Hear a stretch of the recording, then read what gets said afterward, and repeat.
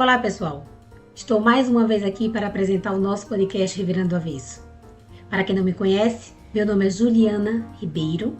Eu sou a idealizadora e apresentadora deste podcast, que é um produto do Terraço da Gente. Se vocês quiserem conhecer um pouco mais do Terraço da Gente, vocês podem visitar o nosso site, que é o www.terracodagente.com.br, e também visitar as nossas redes sociais, o Instagram e o Facebook, no @terracodagente. Esperamos vocês por lá. Hoje, o Revirando do Avesso trouxe Cleidson Nascimento para falar para a gente um pouquinho sobre as faces do direito urbanístico e a mudança climática, né, Cleidson? Eu vou fazer aqui uma breve apresentação de Cleidson, que tem um currículo, na verdade, invejável. Cleidson é o procurador do Estado, advogado, pós-doutor em Direitos Humanos e Sociais pela Universidade de Salamanca, na Espanha, é doutor em Direito pela Pontifícia Universidade Católica de São Paulo, mestre em Direito Público pela Universidade Federal de Alagoas, a UFAL, é especialista em Direito Público pela Pontifícia Universidade Católica de Minas Gerais, especialista em Gestão Acadêmica e Docência no Ensino Superior pela Faculdade Pio X, aqui, em Aracaju, graduado em Direito pela Universidade Federal de Sergipe, é professor de graduação e pós-graduação em Direito, professor efetivo do Instituto Federal de Sergipe, advogado, que eu já falei, parecerista. Foi conselheiro seccional da OAB Sergipe em 2016 a 2018 e depois novamente em 2019 a 2021, não é isso? E diretor-geral da Escola Superior de Advocacia também nesse mesmo período, 2016, 2018 e 2019 a 2021. Foi procurador-chefe da Coordenadoria Previdenciária da PGE Sergipe, de 2019 a 2023.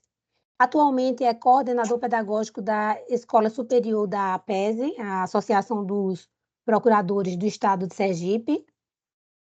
É membro do Conselho Estadual de Previdência Social do Estado de Sergipe, com certificação profissional da Secretaria de Previdência.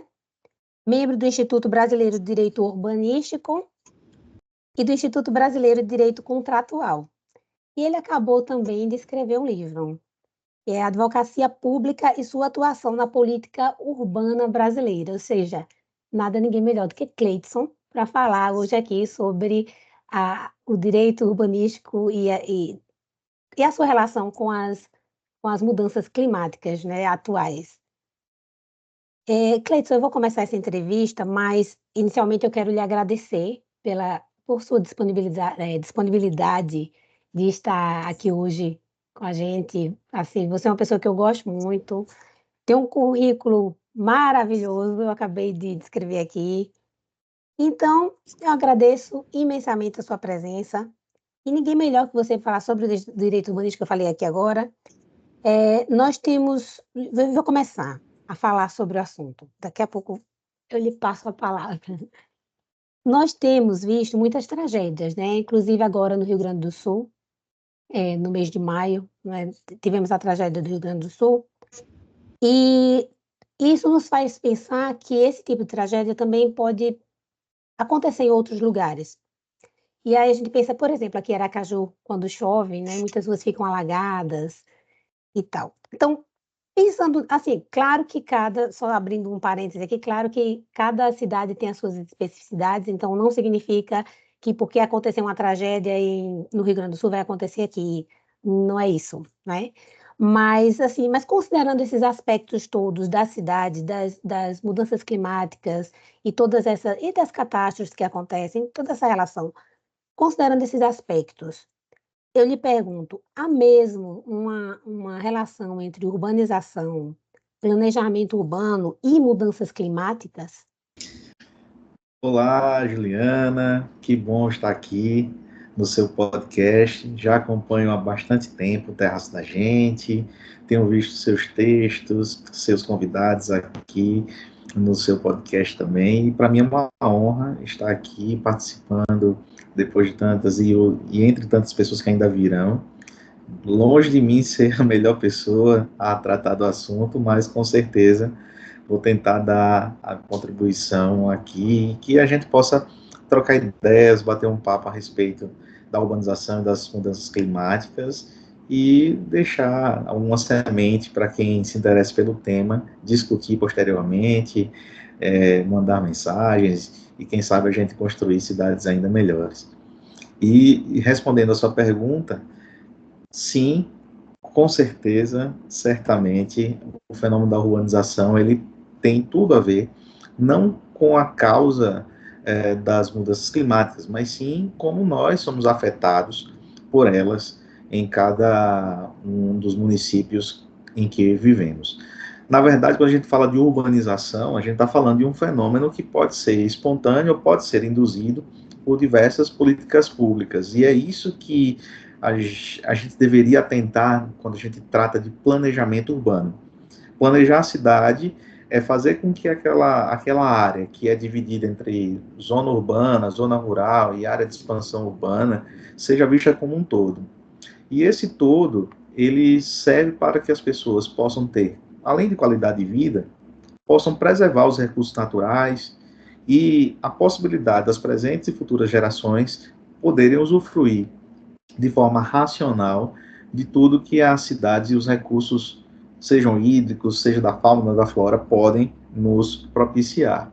Então, existem peculiaridades, como você mesma já adiantou, nem toda cidade se comporta da mesma forma, mas é inevitável que a gente pense localmente para que a gente possa lidar melhor com esses fenômenos que são, de fato, globais. A gente tratar de mudanças climáticas, a gente está falando de um fenômeno que afeta o mundo inteiro, muitas vezes de formas semelhantes, embora em regiões diferentes, e outras formas um pouco mais graves, a depender de características geográficas, geológicas, e também da forma como os espaços urbanos foram ocupados. Então, o desornamento, ou a desordem urbana, ela favorece com que se sofram as consequências das mudanças climáticas. Certo. Então, no caso, a política urbana, por exemplo, ela poderia prevenir ou amenizar uma catástrofe, por exemplo? A ideia é essa. A gente, no direito urbanístico, a gente fala bastante sobre o conceito de cidades resilientes. As cidades resilientes são aquelas cidades que, embora estejam suscetíveis a catástrofes, a desastres naturais ou não, elas têm uma capacidade de reagir, de se reorganizar e propiciar que as pessoas que foram desalojadas ou mesmo desabrigadas possam voltar a ter dignidade naquele espaço urbano. Então, quando a gente fala de planejamento urbano e catástrofes naturais, a gente deve lembrar que, primeiro, a ocupação irregular de áreas de encostas, de áreas que já foram devastadas, de áreas de morros, alguns fenômenos de favelização em grotas, em depressões, são situações urbanas corriqueiras e altamente previsíveis quanto ao acontecimento de tragédias, de catástrofes. Então, a gente teria como prevenir grande parte das consequências desses fenômenos se o poder público e também com a coordenação com a própria sociedade civil tivessem atentos a essas questões. A gente tem, ao longo dos últimos anos, ou diria das últimas décadas, um fenômeno meio cíclico, né, Juliana? Você deve se recordar que agora a gente assiste o sofrimento do Rio Grande do Sul, mas há alguns anos já foi em Santa Catarina, em algumas épocas em São Paulo, até mesmo em Belo Horizonte, no centro de Belo Horizonte, há poucos anos a gente assistiu isso. E aqui no Nordeste, a gente também tem algumas afetações das águas, mas a gente também tem afetação do clima árido, né, de algumas regiões do sertão, sobretudo. Então, a gente não tem como mudar a natureza, mas os impactos que o ser humano causa na natureza e que podem acabar acarretando em catástrofes e favorecendo as mudanças climáticas, claro. A urbanização, por exemplo, ela passa pelo desincentivo aos transportes que causem poluição. A gente, quando trata de aquecimento global, a gente pensa também no uso de energias limpas, né? Falando sobre transporte urbano, quanto mais se incentiva o transporte individual por meio de carro, principalmente carros a combustão, você certamente terá um maior impacto no aquecimento global. E por aí vai. São várias iniciativas que vão, claro, depender de cada localidade, mas o mais importante é que se pense, que se abra para pessoas com capacidade técnica e a sociedade civil participarem dessa construção, sobretudo as pessoas mais afetadas. Às vezes é difícil a gente ver o poder público dialogar com as camadas mais pobres da sociedade, as camadas mais humildes, mais necessitadas, mas é em favor delas que o poder público deve trabalhar mais fortemente, porque são essas que são normalmente mais vulneráveis. E no caso específico, porque você falando, ainda pegando esse gancho aí que você estava falando, mas no caso específico de Aracaju, por exemplo, que eu estou pegando exemplo, no caso específico de Aracaju, quais os principais problemas da cidade de Aracaju que poderiam colocar em risco essa sustentabilidade? Veja, Aracaju, embora seja uma cidade que inicialmente foi planejada, se a gente lembrar de Aracaju como aquela antiga vila que Inácio Barbosa vislumbrou que poderia ser nossa capital, lá em meados do século XIX, né? Em 1855. No quadrado de Pirro. Isso, aquele tabuleiro de xadrez do inocente, ele se perdeu, né? Na sua expansão. A gente também tem uma cidade que, em seu próprio relevo, é uma cidade praticamente plana e ao nível do mar. Então, Aracaju sofre muitos efeitos das marés, principalmente nos bairros que margeiam os rios, o Rio Poxim, o Rio Sergipe, por exemplo, né? Quem mora nesses bairros provavelmente sente os impactos das galerias cheias durante os períodos de chuva, os canais abertos. A gente tem um problema ambiental também de poluição dos rios, né? Há vários canais que são utilizados para o escoamento de esgotos residenciais, e isso não é a forma mais adequada, né? A gente depende de sistemas de tratamento desse esgoto. E Aracaju também tem algumas áreas que tem algum relevo que sofre também com o assoreamento, né, nas regiões de encosta, sobretudo naquela área próxima ao aeroporto, na zona de expansão. Então, a gente tem várias partes da cidade, embora Aracaju seja uma capital de menor porte, digamos assim, mas é uma capital, já passamos dos 600 mil habitantes, de acordo com o último censo, e a gente tem uma cidade que é muito pouco arborizada, né? A gente poderia ter uma arborização muito maior, a cidade poderia ser muito mais agradável com essa arborização, não só do ponto de vista climático e de conforto climático, na verdade, né? Porque a arborização traz tanto a sombra, as copas das árvores favorecem isso, mas também do ponto de vista visual, né? Uma cidade mais gostosa de se conviver, de se caminhar, de se observar.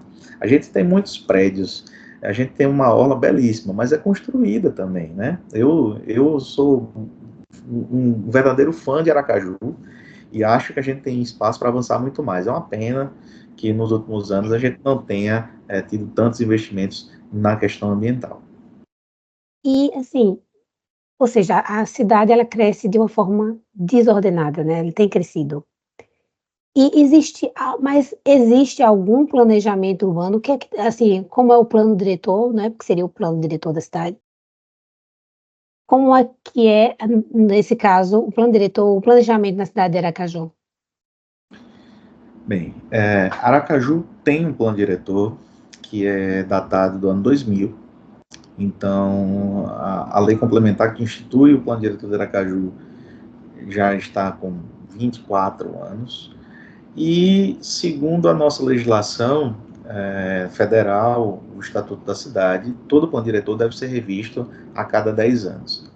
O Estatuto da Cidade é do ano de 2001. Então, o nosso último plano diretor é anterior até mesmo ao Estatuto da Cidade e nunca foi revisto, né? A gente já teve algumas iniciativas frustradas pela própria condução dessa revisão, foram tentativas de revisão em que o diagnóstico feito pelo poder público, pela municipalidade, não foi disponibilizado aos órgãos os órgãos especializados, aos conselhos de classe, à sociedade civil, audiências públicas com sérios problemas de participação popular. A gente tem a gestão democrática das cidades como uma premissa na Constituição e também no Estatuto da Cidade. Então, a gente tem uma cidade que está aí há pelo menos 2 décadas para trás, em termos de planejamento. Aracaju já mudou a olhos vistos, né? Como você bem observou, quando a gente não tem um planejamento induzido, a gente tem um planejamento desordenado. A cidade é viva, a cidade é feita de pessoas, né? A cidade é feita daqueles que precisam e que querem atender às suas necessidades, sejam das mais básicas às necessidades supérfluas. Então, eu vou ter populações que precisam ter onde morar e que vão procurar aquilo que é viável para elas, e nem sempre o que é viável é regular, é seguro, é digno. E vou ter também aquelas que já procuram o supérfluo, aquilo que é considerado luxo, aquilo que é reservado às camadas de maior poder aquisitivo. E aí eu tenho condomínios, eu tenho áreas privadas que avançam fortemente sobre áreas que deveriam ser de preservação. Áreas de restinga, próximo às praias, áreas próximo aos rios, que causam o assoreamento deles e, sobretudo, a impermeabilização do solo, que é outra coisa que causa impacto nas questões ambientais. A gente fala de arborização, mas é preciso ter solo permeável. A gente não pode permitir que uma cidade ela tenha só área construída, cimentada, asfaltada. É preciso que as cidades tenham os grandes bolsões de drenagem naturais. Então, quando se tem lagoas naturais, quando tem campos, quando se tem grama, área de drenagem natural, é isso que faz com que a cidade consiga resistir.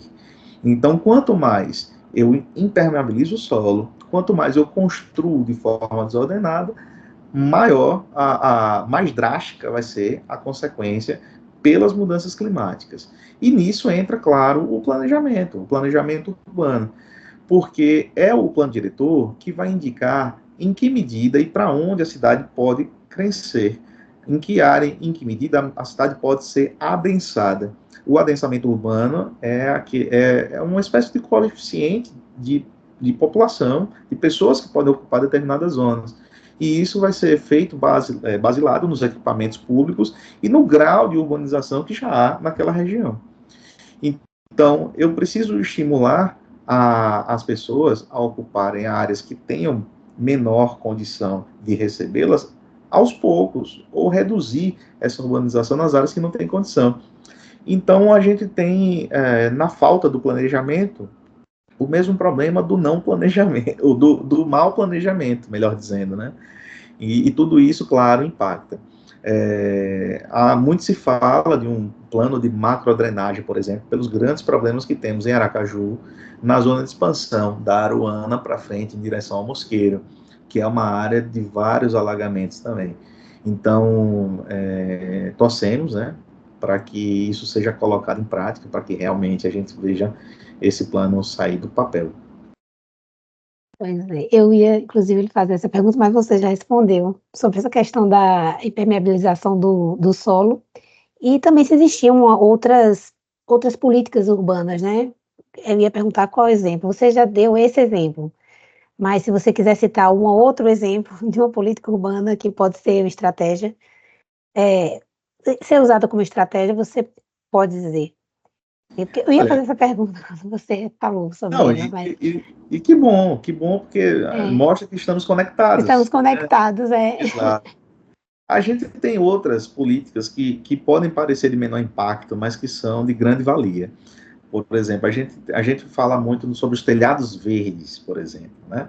A gente tem vários prédios com lajes que poderiam ser utilizados como jardins, né? Você teria no topo de condomínios, em áreas de prédios comerciais ou mesmo residenciais, que tem aquelas grandes lajes que apenas refletem o calor solar e que poderiam formar um verdadeiro tapete em cima das construções, minimizando também os efeitos desse aquecimento.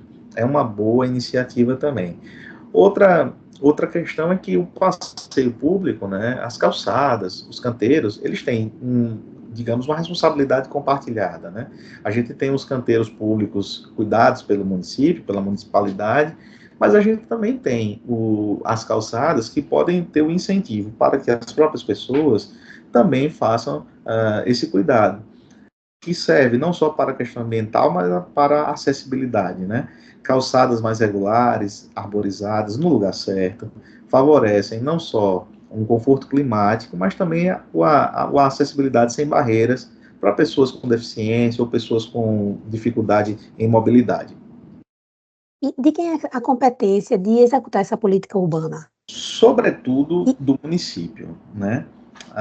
Tanto a Constituição Federal, que é a nossa norma-mãe em termos de planejamento, a Constituição de 88 foi a primeira Constituição brasileira a trazer um capítulo exclusivo para a política urbana. Então, isso demonstra como o poder constituinte originário estava atento às demandas sociais. Porque quando a gente fala de planejamento e de urbanização, existem várias instituições, várias lutas que já vêm de várias décadas a respeito e dessa preocupação, da forma como as cidades, que é o lugar onde nós vivemos, iria se comportar no futuro. Então, a competência primária é do município. Inclusive, o Estatuto da Cidade fala que a política urbana executada primordialmente pelo município é planejada, tem como instrumento principal o plano diretor. Porém, cabe à União e os estados e o Distrito Federal também cuidar de determinados aspectos urbanos, seja com o financiamento. A União ela tem diversos programas de transferência voluntária de recursos para os municípios, para que eles possam implementar políticas públicas, porque imagine, Juliana, que a gente tem vários municípios que vão dizer, olha, eu não tenho recursos, né? Minha arrecadação não dá para fazer muita coisa. Aqui a gente vive do Fundo de Participação do Município, né? A gente tem, de fato, municípios muito pequenos, com pouquíssimos recursos. No Brasil, nós temos atualmente 5.570 municípios e eu arrisco dizer que metade deles não precisava existir como município. Se a gente fosse ver a viabilidade deles, muitos deles não mereceriam ser municípios. Mas, enfim, essa é uma outra discussão, bem mais ampla. Há uma questão política, tanto de interesses políticos, como a questão política do pertencimento das pessoas que moram nesses municípios. Mas há como a União participar, não só como já o faz, com leis que estabelecem diretrizes gerais, diretrizes que todo o Brasil deve seguir, como é o caso do Estatuto da Cidade, do Estatuto da Metrópole, mas também com financiamento de políticas. Foi a União também que estabeleceu o Plano Nacional de Mobilidade Urbana, foi a União que estabeleceu o Plano Nacional de Resíduos Sólidos, né, para tratamento de lixo, que deu o pontapé para que a gente acabasse com os lixões a céu aberto. Então, a gente tem uma política coordenada, digamos assim. E aos estados, como em muito na Constituição, cabe uma competência residual, aos estados cabe. Em matéria ambiental, todos são concorrentemente competentes. Municípios, estados, União e Distrito Federal. Mas, em matéria urbanística, os estados têm também a prerrogativa de coordenar aqueles interesses comuns. Interesses comuns que são aqueles interesses urbanísticos que afetam 2 ou mais municípios conurbados ou limítrofes, que formam as chamadas aglomerações urbanas, regiões urbanas e até mesmo se ligam às metrópoles. Então, a competência está muito bem distribuída na Constituição. O que a gente precisa é que os nossos gestores façam valer essa competência. Eu ia perguntar sobre as cidades limítrofes, né? Porque, por exemplo, aqui a gente tem Socorro, Aracaju, que é uma próxima a outra, e de repente, assim, o que você faz de um lado, se você fizer, imagine, né, se você faz de um lado e não faz do outro, eu não sei como é que esse problema seria resolvido. né? Então acho que deve ter que ter um acordo, né, entre Exato. os 2 municípios, no caso. Aqui em Eu penso, Aracaju, né, que assim isso, aqui em Aracaju a gente tem uma conurbação muito clara entre Aracaju, Nossa Senhora do Socorro, São Cristóvão e Barra dos Coqueiros, né? sim, Então existe no momento uma discussão, uma tentativa de uma concessão pública de transporte público que atenda os 4 municípios, justamente por serem municípios codependentes uns dos outros. Então, a gente não teria como dizer que o ônibus que sai de Socorro tem que parar ali no ali. Porto Dantas, porque não, ali já é É, Aracaju, não vai mais dar, e vice-versa, né? Então, a sim, gente tem, por exemplo, no saneamento básico, o abastecimento de água. Se a gente for pensar nos mananciais que servem de água aos municípios sergipanos, é até fácil de perceber que muitos desses rios e desses canais atravessam vários municípios, né, e abastecem todos eles no caminho. Então, isso já demonstra que há interesse comum nesses serviços públicos. sim, Cleiton. Então você acabou de falar sobre a ação do poder público, né, como é que o município deve agir, o que deve fazer, Estado, né, a competência do Estado, a competência da União. E como é que um cidadão comum, né, eu, você ou qualquer um outro cidadão, como é que deveria agir em relação a essas questões? Excelente pergunta, porque a gente às vezes se sente tanto impotente, né? A É, verdade é que quando estamos sós, parece que muito pouco podemos fazer. Mas, na verdade, a contribuição de cada pessoa pode ser muito valiosa em alguns momentos. Por exemplo, cada pessoa votou em algum gestor, né? Cada é, pessoa depositou seu voto, não só de confiança, mas o seu voto cidadão na urna. Então, todos nós temos o direito e o dever, como exercício de cidadania, de cobrar daqueles que elegemos em respeito das providências. Então, eu posso cobrar do prefeito da minha cidade, posso cobrar dos vereadores da minha cidade a respeito da não revisão do plano diretor, por exemplo. Eu posso também colaborar participando das audiências públicas. Muitas vezes, não só em matéria urbanística, mas em diversas matérias, as audiências públicas são, por vezes, esvaziadas pelo desinteresse da população. Então, a participação popular, é, ela é obrigatória, mas mais do que uma compulsoriedade, ela é basilar do Estado democrático.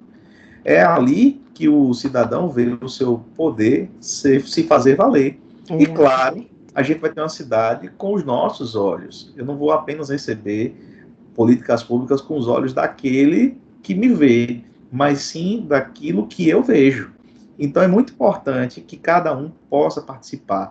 Ainda que nunca tenha participado, nunca tenha ido, são audiências abertas, não tem formalidades, a não ser, claro, a ordem de falas e o registro delas, mas é muito importante que cada pessoa dê sua contribuição.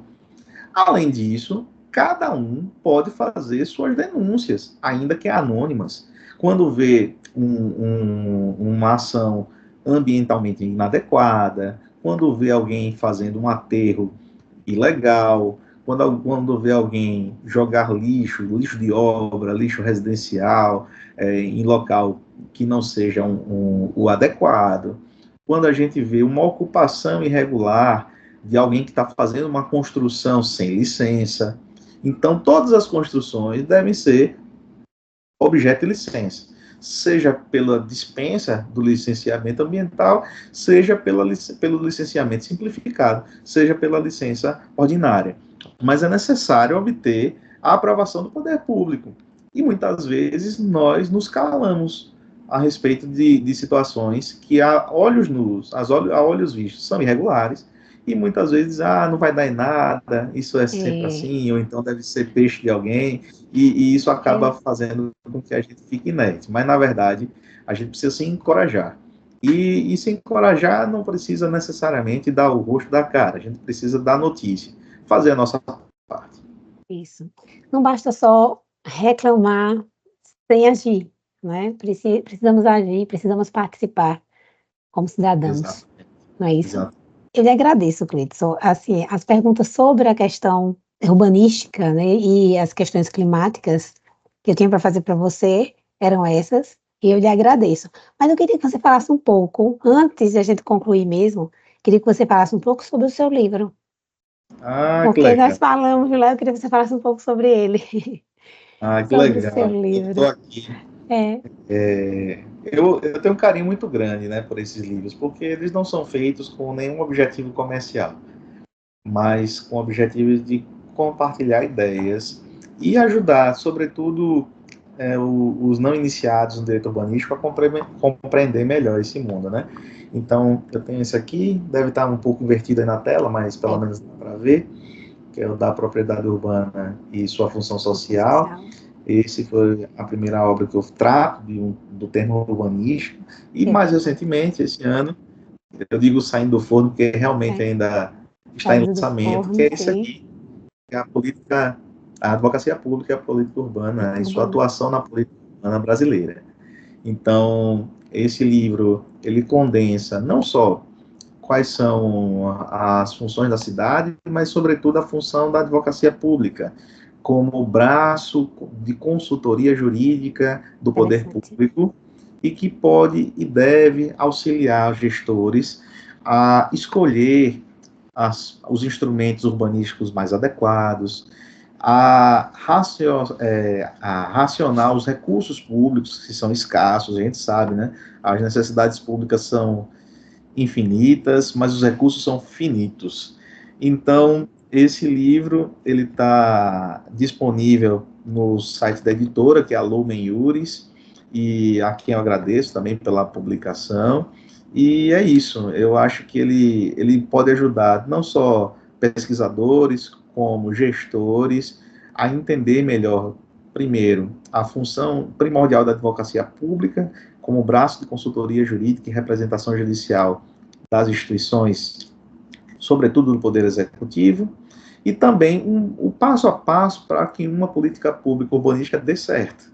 A gente precisa identificar os problemas, compor uma agenda de atuação, e isso é papel do gestor, ele foi eleito, está democraticamente legitimado a isso, mas a partir de então é preciso planejar, é preciso instituir e avaliar essas políticas.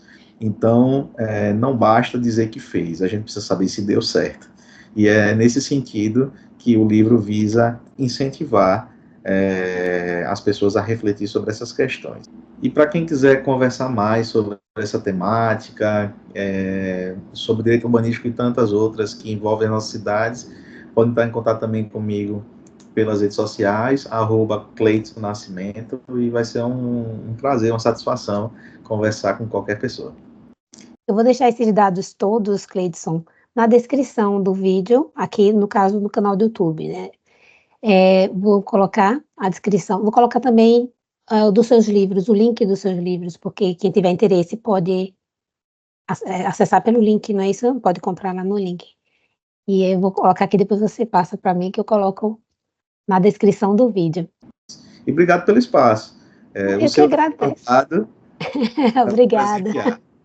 Obrigada, Cleidson, obrigada. Eu que agradeço, assim, imensamente por você ter aceitado fazer parte desse projeto hoje com essa temática maravilhosa e pouco conhecida, né? Pouco falada, eu acho, pelas pessoas. Infelizmente, né, não é muito falado, porque a gente tem muito a falar, muito a fazer, né? As pessoas precisam ser mais incentivadas. É porque dialogar com o público, dialogar com o povo, parece que dá trabalho, né? Para Pois quem é é, gestor.